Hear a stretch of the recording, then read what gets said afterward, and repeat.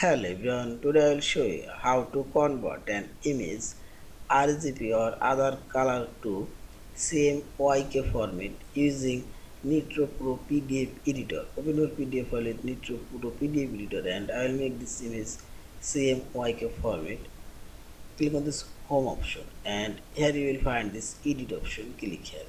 Now click on this image and select, and here you will find this format option. Select here, and this left side top corner here you will find this color option and click on this down arrow, and here you will find this same YK option.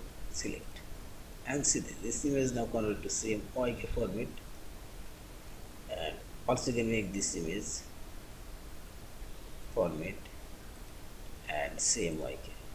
Yeah, this is in this you can make all of your images same YK format. Also I'll make this one CMYK format. Yeah, this is, and finally select this file option, save or save as a PDF file. Thank you for watching. Please subscribe, like, share and comment.